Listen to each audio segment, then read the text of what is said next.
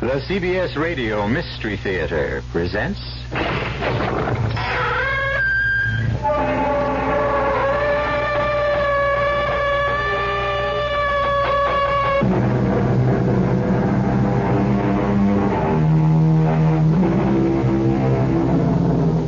Come in. Welcome. This is E.G. Marshall. The doors of the mind can be opened into corridors of unlimited possibilities, where time and place have a way of melding into strange and provocative patterns. Most ghost stories take place in the dark of night, or when shadows are long and the moon is crossed by clouds. But we're about to meet a ghost at high noon, on a blistering hot day without a shadow in the sky. In the course of our story, the two women who are embarked upon a fateful journey find respite from the merciless sun when they are drawn toward a barn from which comes a very human sound. So dank and musty. What a place for a baby. The sound comes from there. No, the sound comes from over here. Well, here. The sound is right here. Yes, and this is a crib. But Marion, I know there's no baby in it.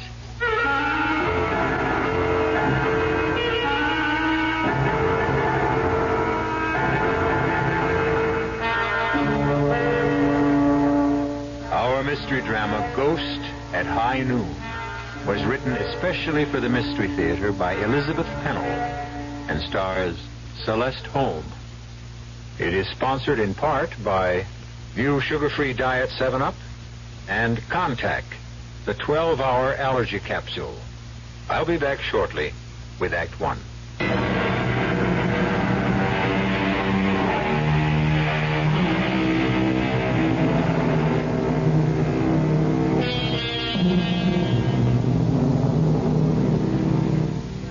Our story begins on a long, straight ribbon of highway in an arid section of the western United States.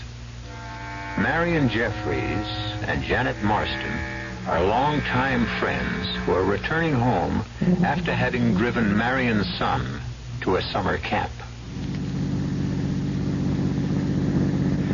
What a lonely stretch of road. I don't like it. Oh, come on, Marion. No road is lonely at 10 o'clock in the morning. This one is. George was right when he said we should make this part of the trip either very early or late at night.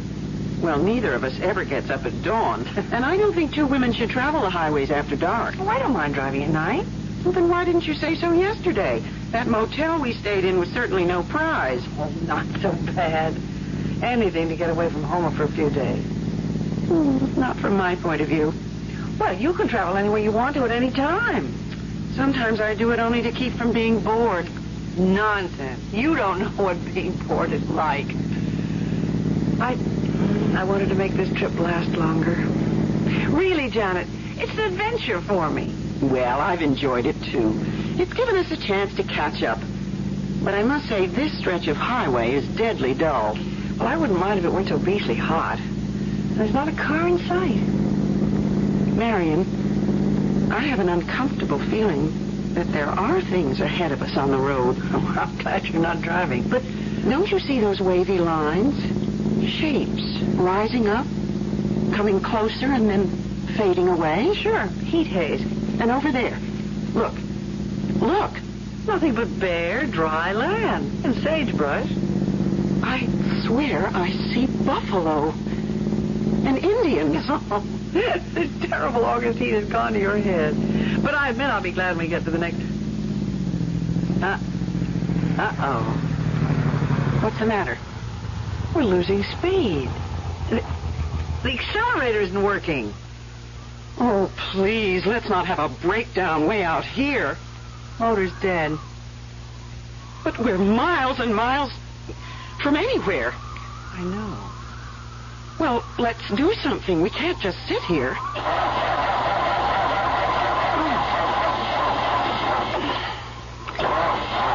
I'm just running the battery down. Then we'll be in a worse mess. Are you absolutely sure we have gas? Well, of course I am. Look at the gauge. And you remember when we got it. I'll look under the hood. Isn't that what you're supposed to do? Well, if you know what you're looking for. Good Lord, feel that blast of hot air. You'd better get back in while I check the manual. It's here, somewhere in the glove compartment. Marion, it must be 110 out here. Ouch! What's the matter? The hood. It's so hot I can't touch it. Well, get back in the car while the air conditioning lasts. We just better let the motor cool off. Cool off? In this blazing sun? Hurry, close the door. So now what do we do? I feel so helpless not knowing about what makes a car run or stop running. George always says, oh, skip it. I'm going to study this manual and see what happens when a motor's overheated. Maybe if I put on these gloves.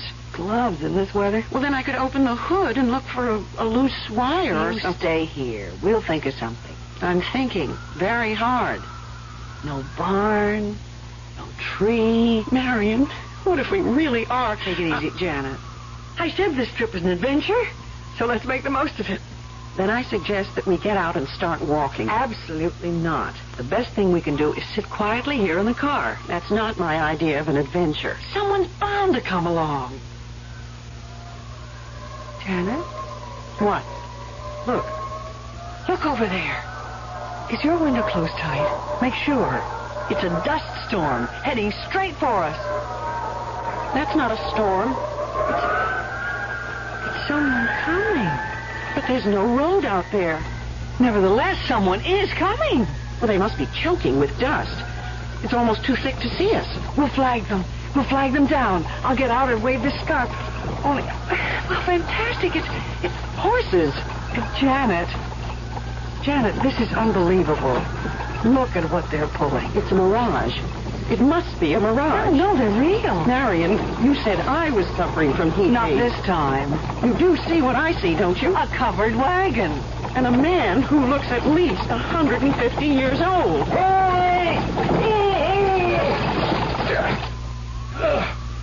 Morning, ladies. Good morning. Who are you? I'm usually called Old Timer, but my name is George. That's my husband's name. I do not have the pleasure of knowing your husband, Miss Jeffries. How do you know me? I've come to take you and Miss Marston to the village. He knows my name, too. Of course, I know your names. And now, if you will both You will fix the car for us, won't you? Oh, I have no idea whatsoever how you propel these remarkable new conveyances. But you knew we were here.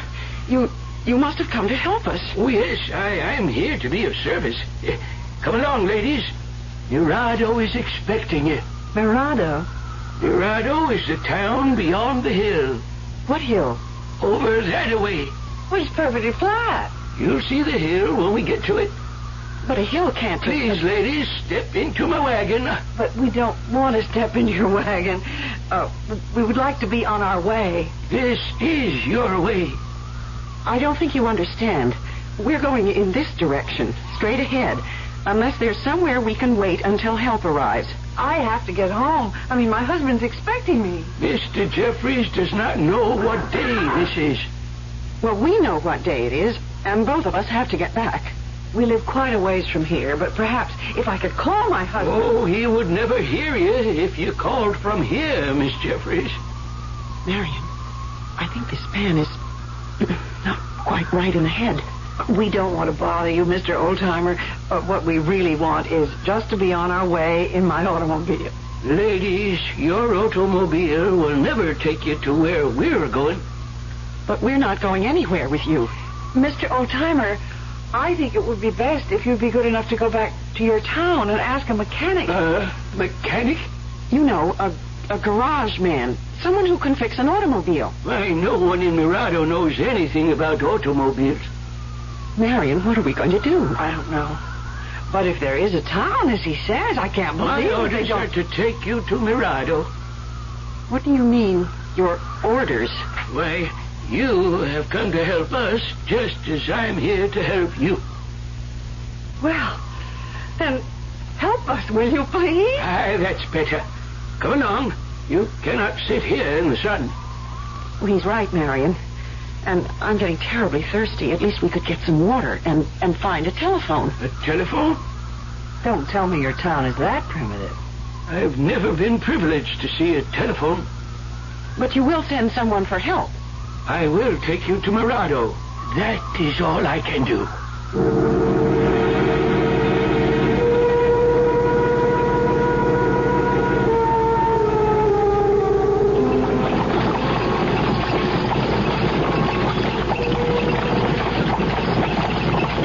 How strange to be riding in a covered wagon. It's not nearly as uncomfortable as I thought it would be. That's your idea. At least the countryside is changing. It sort of lulls you. Why, look, Marion, there is a hill, and we're climbing. But the horses seem so tired and old. I mean, you think we're going to make it? We're almost there. Down in the valley. That's Mirador. Incredible. And Janet, look. There are houses. Houses. That means there must be water. We have a fine village pump. And people who can help us. But this town is not on the map. I've studied the map very carefully. It shows nothing. Look down there, Miss Marston. See for yourself. Not very big, is it? But you must have a restaurant. We have a tavern, and a church, and a jail. What's the population? Well, that depends. Get along there, Jezebel. The street, Janet. Janet, where are the people? It looks deserted. No one round at this time of day. Why, Janet, it's a ghost town. Yes, you could call it that. But surely you don't live here alone. Oh, no, indeed. Now, will you please take us? Oh, no. If you'll step down, ladies, you can get yourselves a drink at the town pump. I can hardly wait. Oh, this rusty old cup. But I'm thirsty enough to drink from anything.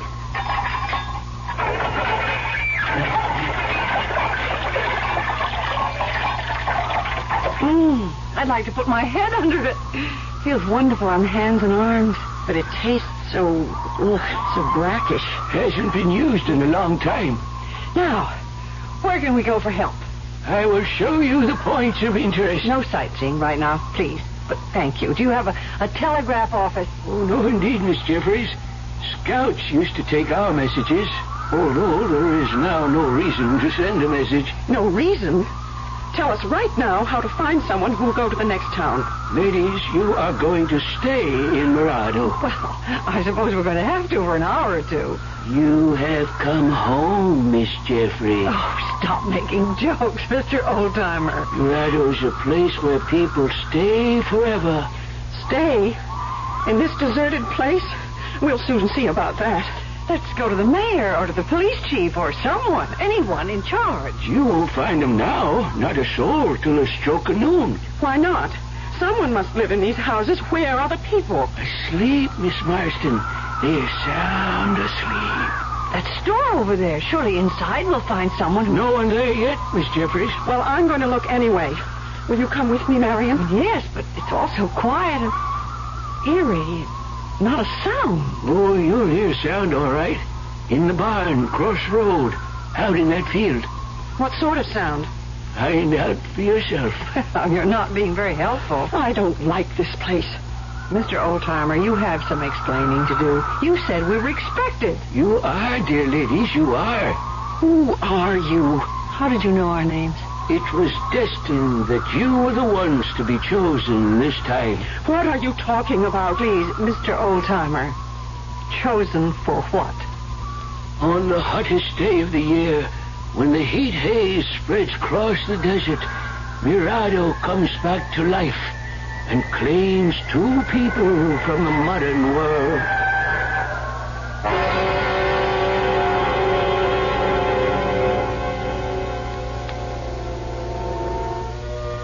There may be no new thing under the sun, but a frightening prospect confronts Marion and Janet if Mirador really has a living past. It is possible that George is merely a foolish old man, touched in the head by too much heat. But on the eerie streets of a ghost town, you never know what sinister forces may be at work. The two distraught ladies seem to be getting further away from help with each passing moment. We'll return to them and the old-timer shortly with Act Two.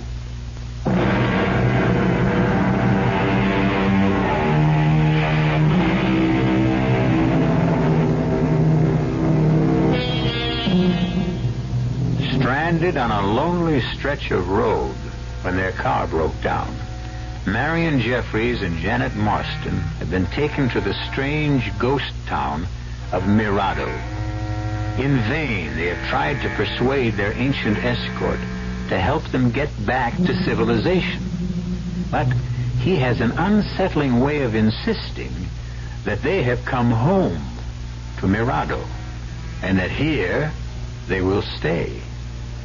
Their panic is growing with each new turn of events.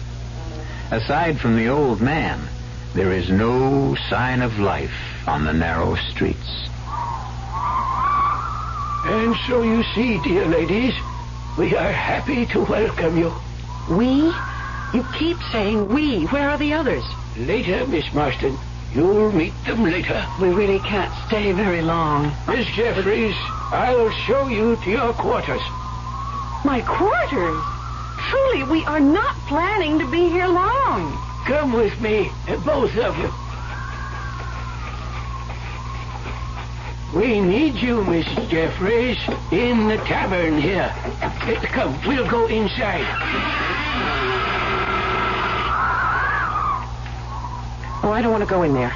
Oh, nothing to be afraid of. Come along. Janet, the pewter plates. Look. Look. And the glassware. Oh, my, I'd like to take these home. Maybe we are in luck after all. Marion, I didn't touch it.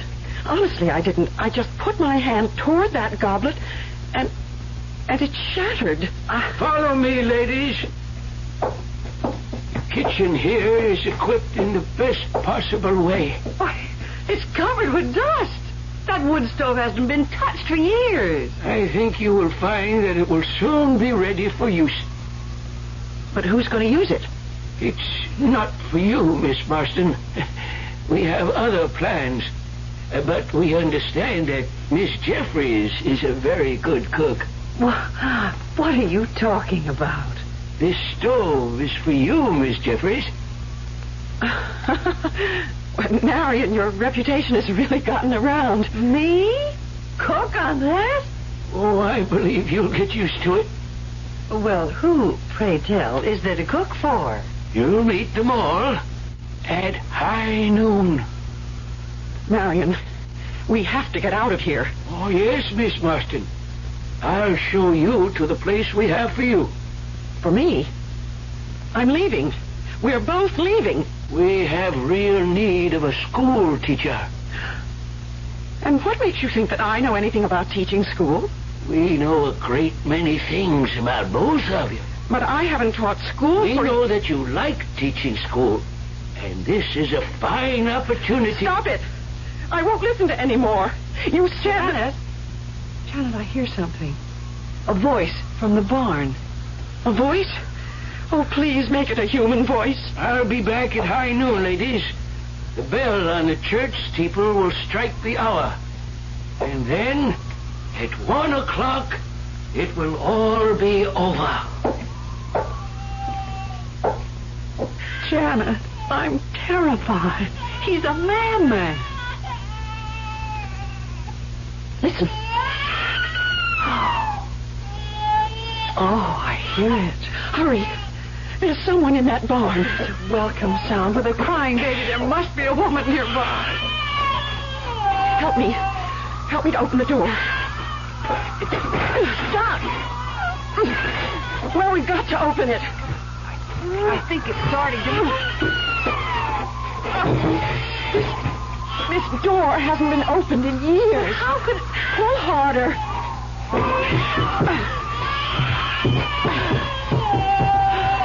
Oh, there. So dank thinking? Must be. What a place for a baby. The sound comes from over there. No, the sound comes from over here. Right here. The sound is right here. In the corner. Look in the corner. I don't see anything. It's so dark. A crib. Oh, what a lovely hand-carved crib. You're right. This is a crib. But Marion, I know. There's no baby in it. Marion, tell me you hear what I hear. A baby crying right here in this crib. But there is no baby. Are we losing our minds? Oh, Janet, be sensible. We both hear it. Well, there must be an explanation. Oh, I can't stand it. This spooky barn. Let's get out. Oh, we can't walk out on a crying baby. You look on that side, I'll go over here. But Marion, I'm frightened. I always was afraid of the dark. Janet, we've got to keep our heads. That baby must be here somewhere. It's weird. There's no sense to any of this. Now, come on. There must be something about the acoustics of this old barn.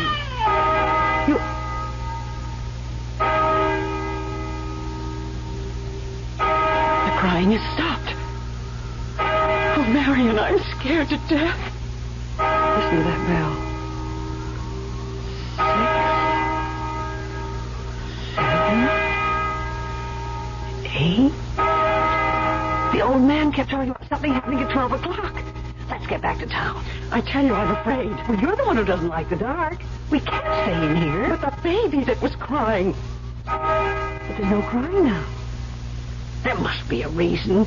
Come on, we've got to find out. Look, Marion, out on the road to town, people. Thank heaven. Those two men in the field. Let's go talk to them. How are They aren't moving. they? They look like statues. Or that painting. Yes. It's the Angela. And that girl who's running. Only she isn't running. She's standing still. 12. 12 must be the magic number. That girl is moving now, and she's coming this way. Little girl? Little girl? Can you tell her stop? Please stop. We want to ask you. She didn't hear us. She didn't even see us. Oh, those two men. Let's talk to them. Sir, would you tell us, please? Please, we don't want you to stop your work, but we do need your help. I mean, where could... No use. They can't see us or hear us. This is impossible. They're here. Janet, you do see what I see, don't you? A man with a spade and a man with a hoe. Exactly. So I'm going to find out The way they're behaving. This can't be true. It can't be real. nonsense. They're ghosts. I don't believe in ghosts. Now, I'm going to make this man talk to me. Look out. You'll be hurt. That hoe is sharp. This man is real. His hoe is real. Marion, don't go any closer. I'm going to touch him. No, Marion, no. You can't grab his arm. Mister, you have to listen to me. He stopped breathing. I'm not sure he ever was breathing. But he's standing there. His eyes. Look at his eyes. Let go of him. Can't be. It can't be. He's going right back to work again. What about the other man? No use. It would be the same thing. We can try. No. Marion, I can see the look in his eyes, too. He's dead. Just like the other one. Let's get away from here. Only, where can we go? Well, I'm coming around to your point of view. We must be very calm and think this whole thing out very sensibly. Let's move as far as possible away from these robots. How about that hillside over there? Well, maybe if we sit down in the shade of a tree, we'll come to our senses.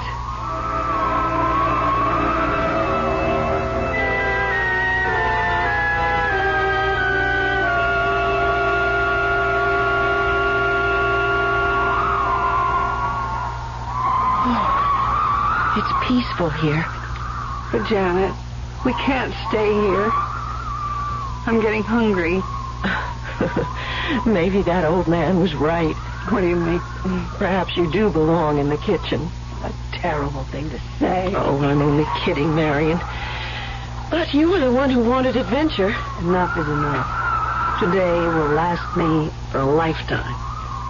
That's what I mean. You're talking very strangely. I feel strange. I felt strange all day, ever since seeing those buffalo. What buffalo? Back on the road, when we were in the car. It all seems like such a long time ago. Oh, Janet, the heat haze, it's gotten to you again. Perhaps we're still back in that car. No, we're here, in Mirador. And that is the strangest part of all. I agree that Mirador is a very unusual town. But now that it's 12 o'clock, if George was right, if we just go down to the center of things... Marion, do you really believe there is such a town as Mirador? But, Janet, you can see it from here, just as clearly as I do. Listen. I've heard that sound before, when the old man came. No, but this is different. The way they're traveling, this must be young men. And they're heading down the main street. There must be someone who can help us. Ghosts. They're all of them ghosts. Janet, snap out of it.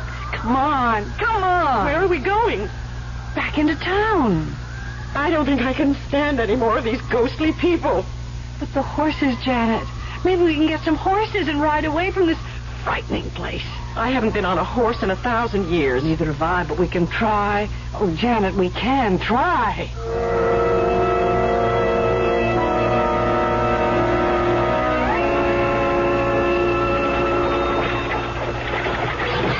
See? They all look so busy. What did I tell you? Siesta time is over. Everyone's awake now. They're far from awake, Marion. The blacksmith shop's over there. And that should be the place to find out about the horses. Hello, ladies. How are you getting along? It's the old-timer. Thank goodness, Mr. Oldtimer. George, please, we can talk to you. At your service, ladies. You'd better be of more service than you were the last time. Well, I know it was you who brought us here, but we simply don't understand. It's all very simple, Miss Jeffries. You heard the clock strike 12? Yes, we heard the clock, and we can see the people. I had my orders. Everything will work out within the hour. Good. Then you will take us back to civilization. Nothing of the sort. As I told you before, you're staying here. But we don't belong here. Those other people, they're ghosts. Told you over and over again. You have been selected. But you said at 12 o'clock we would understand. And that everything would be all right. It is, dear ladies, it is. We need you, both of you, to go with the others. We'll pay you well, very well, for you to take us away from here. Anything you ask. I do only what I'm supposed to do for Mirador. There is no such place as Mirador. Right before your eyes, Miss Marston. As you said yourself, it's a very busy town. Oh, Janet, come on. We're going to the blacksmith shop.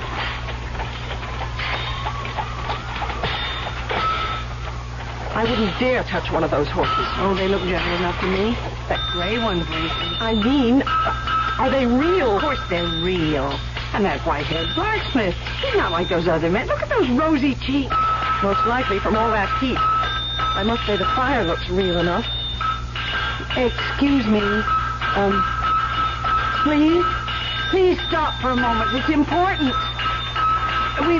We want to hire 2 horses. No use talking to old Sam. He's deaf and dumb. They're all deaf and dumb, every one of them. Lady, you've spent enough time in here. There's someone waiting for you. Well, why didn't you say that before? You found someone who can help us? Come along.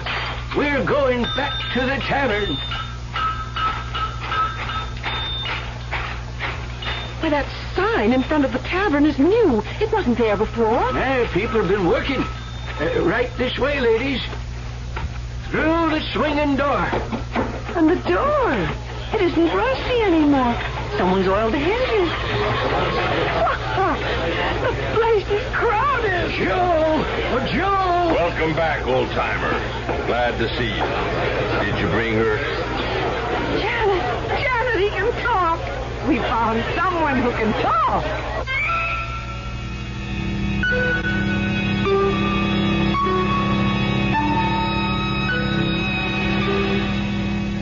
Well, things are looking up. Or are they? At least there seems to be one other living soul in Mirador. But why did Joe ask that question, did you bring her? Which one of the ladies does he mean? It doesn't sound as though he's going to help them get away.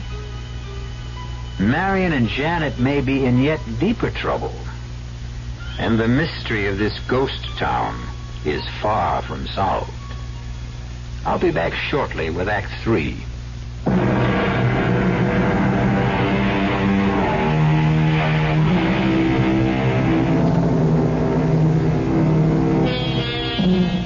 At the stroke of noon, the little town of Mirador seemed to burst into life. The streets are crowded now as people come out of their houses and go about what looks like normal everyday business. And there are workmen in the fields. But something is wrong. If you or I should try to speak to these people, would they answer?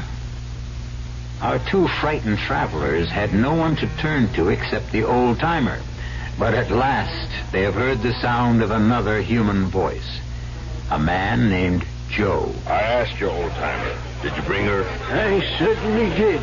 She's right here. Marion, which one of us is he talking about? Mr. Joe? Is that your name? Did you explain to her that there is a great deal to be done? I tried. He didn't explain anything, Mr. Joe. You tell us. Oh, no use talking to him at this stage. He can't hear you. But he answered you. Why can't he talk to me? Not 1 o'clock yet. You're still in the other world. I'll make him talk. Your name is Joe. You run this tavern, and we need help. Old-timer, did you show her the kitchen? Marion, it's you he's talking We about. got plenty of complaints today about the food. Look at all the customers. Yeah, looks like a full house. Did you show her where everything is? Try to. But so far, she doesn't seem to quite understand. Oh, she will. You tell her we'll take real good care of her. Nobody ever any more popular around this town than the cook. What'd you say her name is? Miss Jeffries. You stop talking about me like that and talk to me. You hear? Like I told you, Miss Jeffries, he cannot hear you. He's got to hear me.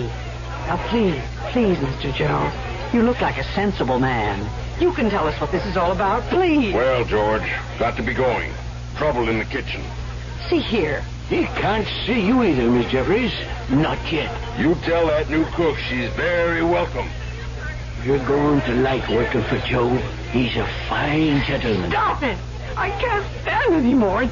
Janet, that sad-faced woman in the corner. Let's ask No use. her. I already tried. Just like the rest. That's Miss Crawford, Oh. widow lady.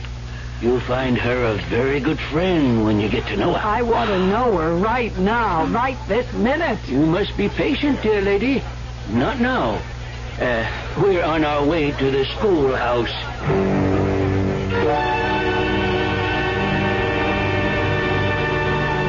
We're here, everybody. Get ready. Oh, Janet, what a darling one-room schoolhouse. No one-room schoolhouse was ever darling. Why, these children are charming. What do you think of them, Miss Marston? Well, they all look like normal, healthy children to me. Only I know they're not. Oh, I don't know from minute to minute what to believe anymore. You'd better believe, Miss Marston. The children are doing this especially for you. They look as though they're singing. They are. Very nicely, too. Well, then why can't I hear them? Why? In time. You'll hear them when you are their teacher. But I'm not going to be their teacher. Miss Marston, our teacher is old, as you can see.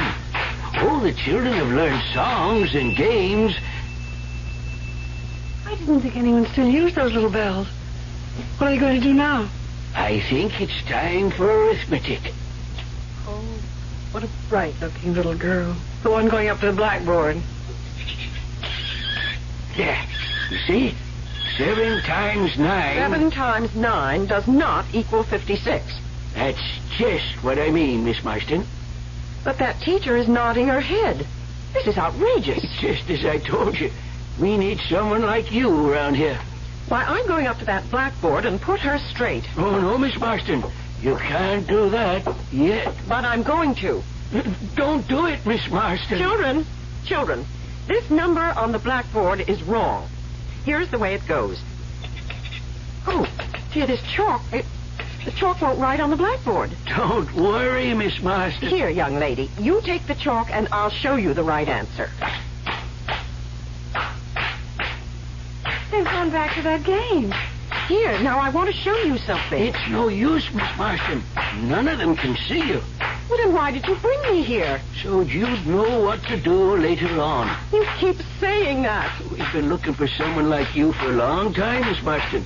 And you've come to us at last. You will be there, teacher. You must be joking. Everything is a ghastly, hideous joke. That will be enough, children. It's time for us all to go. Marion, I have a feeling that the stage is being set for some tremendous The hour catastrophe. is approaching, and I must get to my station. Old-timer, please don't leave us. George, you're our only hope. It's 1 o'clock. Hurry, run to the town hall. Marion, listen. I heard the clock strike 1, but the people, they're all talking now. All of them. And they can see us. Look, they're beckoning to us. Let's catch up. It's dusty. Storm. The beginning of a terrible storm. Look over there. I told you. What did you tell me? This morning when I saw those buffalo and the Indians. The town hall. Hurry.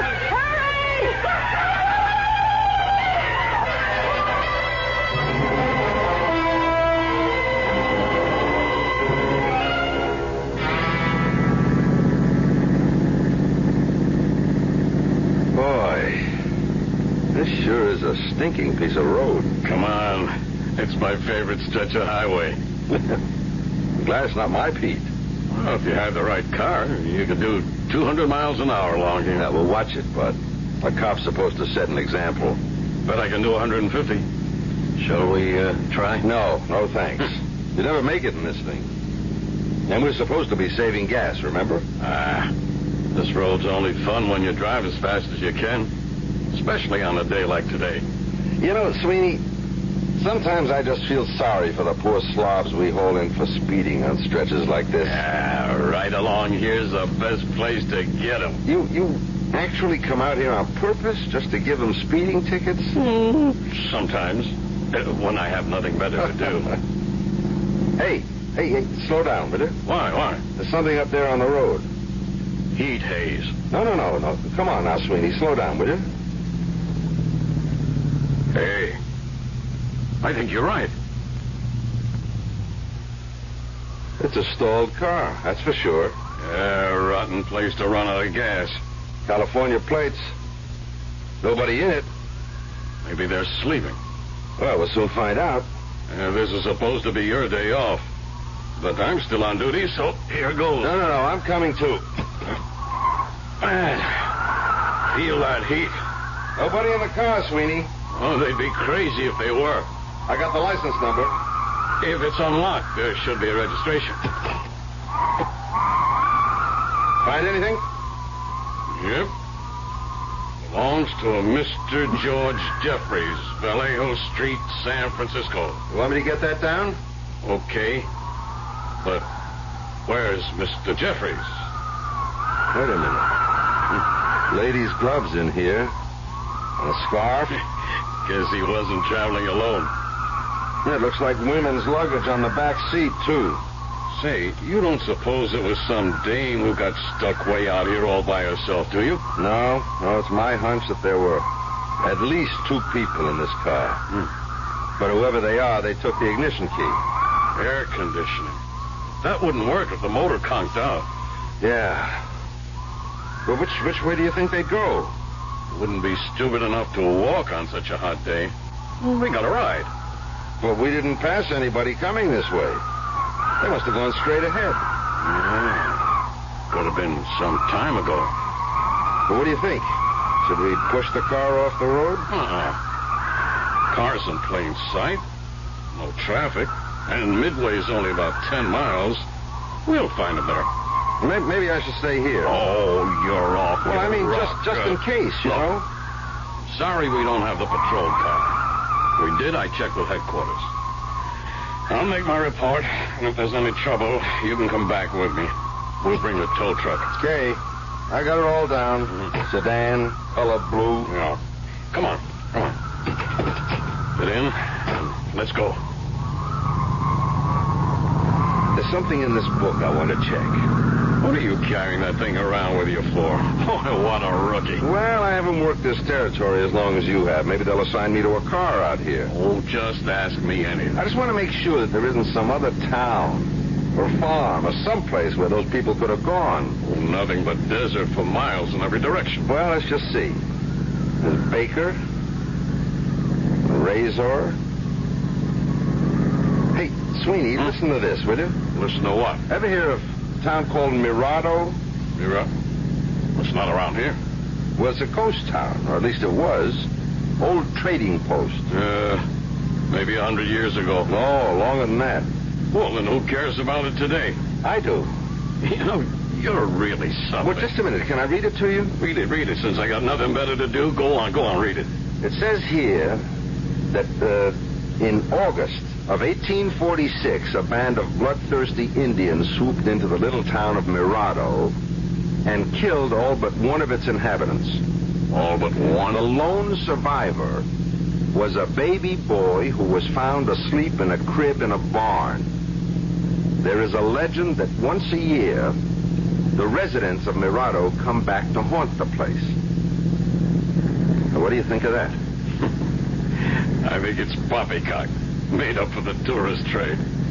Hey, look over there, that great big spiral of smoke. Oh, Johnson, you're a fool. That's a dust storm, and it's coming our way. Come on, step on it.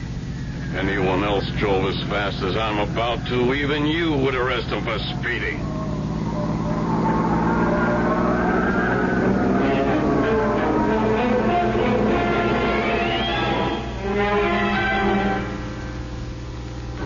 Some people believe in predestination, and almost everyone at some time in life comes across a ghost.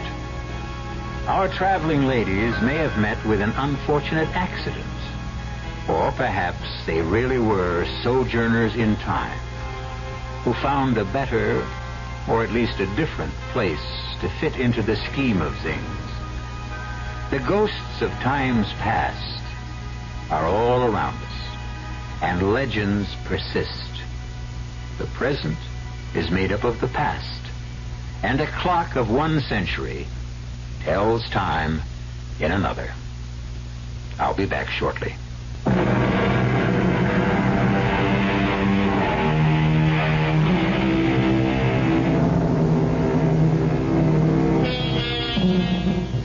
Be grateful for the energy crisis this summer.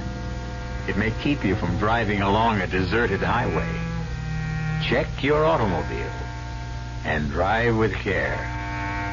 There could be a ghost town waiting for you. Our cast included Celeste Holm, Francis Sternhagen, Nat Polan, and Gilbert Mack. The entire production was under the direction of Hyman Brown. Now, a preview of our next tale.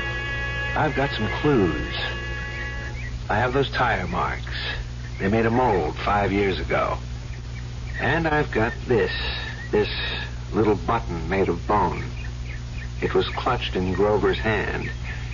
Take a look at it. I looked. It was a little button. The sleeve button. From a corduroy jacket. One of the host of buttons that adorned that jacket. The jacket I had worn that night. I never even noticed the one that was missing. That jacket. I still have it. I don't wear it often, but I still have it. It's in one of my closets.